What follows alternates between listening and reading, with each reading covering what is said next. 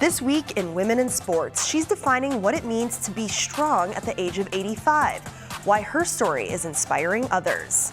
The Minnesota Frost will be playing a big role in the PWHL's Takeover Tour. We're breaking it down. And her jersey was retired by the Lynx last year, and now she's headed to the Hall of Fame. A look back at Sylvia Fowles' career. And later, 2 Minnesota dancers get their big break in New York City. How another young performer opened the door to their dreams.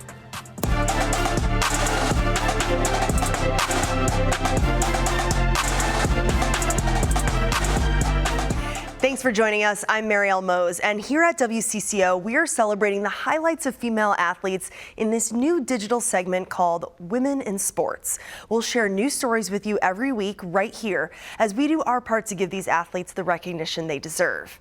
Now, if you've been feeling unmotivated lately, I'm guilty of it. This next story will certainly change that. I got to meet an inspiring woman who proves it's never too late to get strong. Big belly breath and this cross-generational pairing lift each other up. And whenever we train, it just makes my day. I picked the right person. I really did.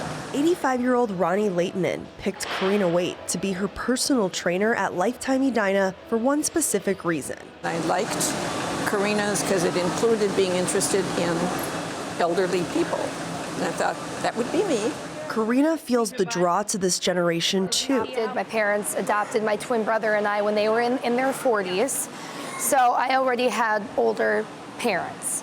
So seeing them, like, as I age and they age, and just kind of, that was a big part. Like, how can I help them age so they can stay around longer for my life? So I'm just gonna apply resistance. I want you to do a curl. Ronnie comes to Karina for knowledge, to learn how to properly strength train, determined to stop a common cause of aging. I was diagnosed with osteoporosis, which really made me mad because I thought I was doing all the right things. I was exercising and I was, eating right, but after menopause, it's very common.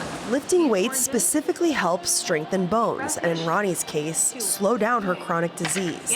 Keep it from not getting worse because it wants to get worse. So putting impact on the bone can help the bone repair. She's testing the limits of that impact. Done. You just PR'd. Lifting a personal best while the cameras were rolling.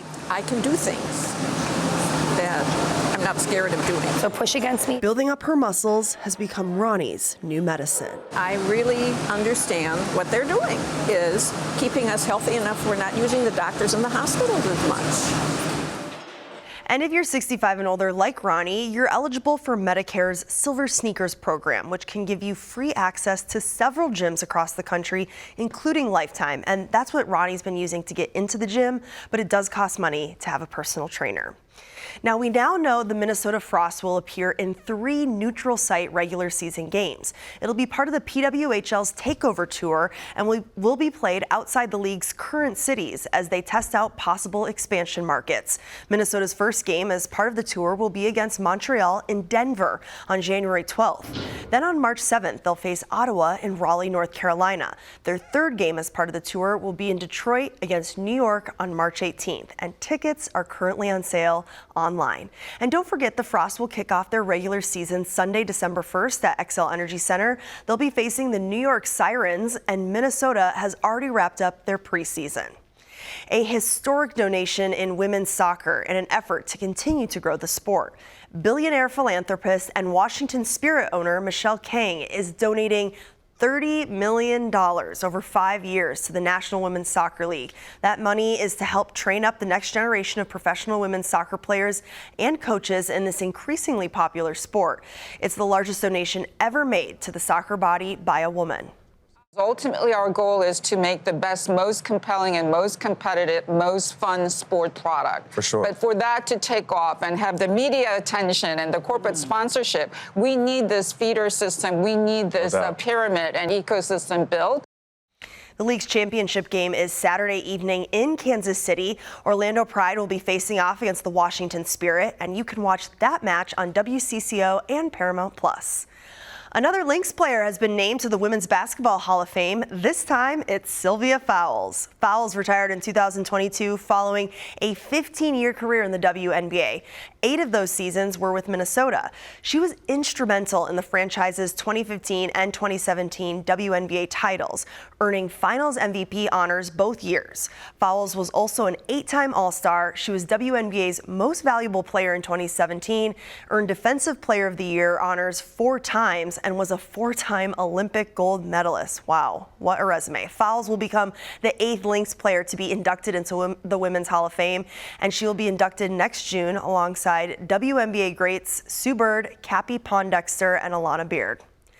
The Gopher women's basketball team is getting ready to face Montana on Sunday. They're going into the game undefeated, 6-0. Minnesota's last win was earlier this week against Eastern Illinois. They won that game 81-52. And congratulations to 6 Gopher student athletes who were named to the 2024 CSC Academic All-District Women's Soccer Team. The honor recognizes the nation's top student athletes for their combined performances on the field and in the classroom. For senior captain Sophia Bowman, this is the 3rd time in her career to pick up nods to the All-District team. She's also earned all Big Ten first team honors this season. And Gophers volleyball hosts Iowa Saturday evening after a heartbreaking loss to Wisconsin earlier this week, 2-3. Minnesota led after 2 sets, but the Badgers came back, taking the match to 5 sets. The Gophers had a chance to match point in the set 5-2, but couldn't take the season sweep of the Badgers.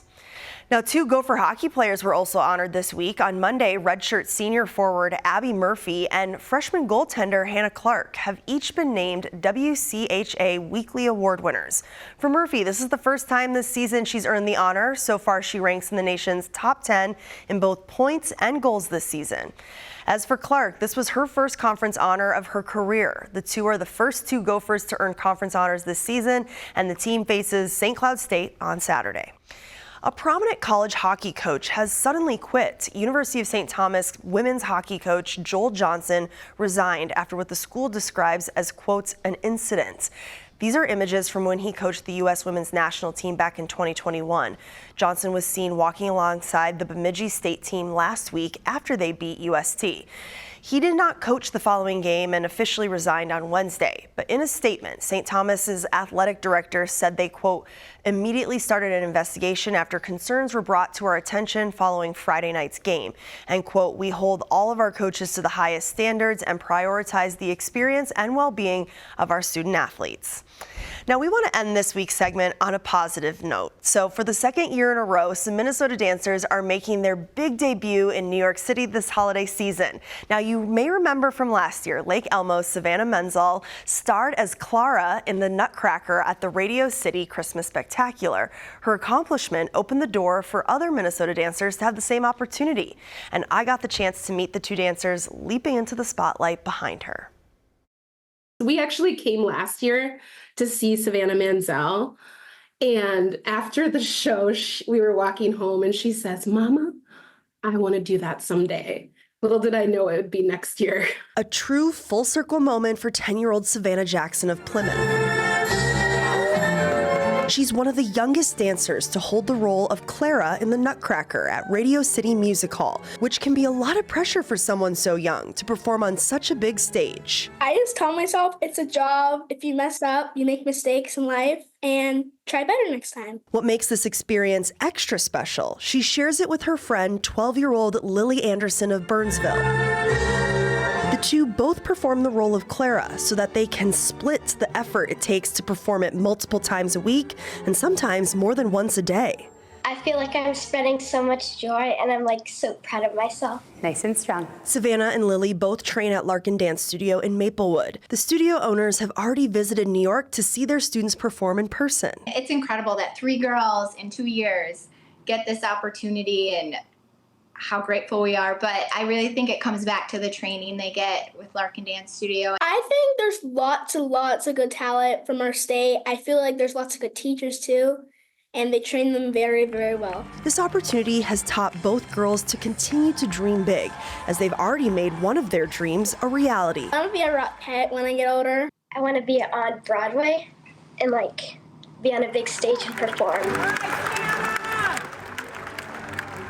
I have no doubt we'll see both of those girls as Rockettes or on Broadway in New York someday. Now, if you happen to be traveling to New York this winter and you want to see them perform in person, Lily and Savannah are going to be dancing several shows throughout every single week through January 5th. Now, thanks for watching this week's Women in Sports. We'll be back with more great stories next week. I'm Marielle Mohs.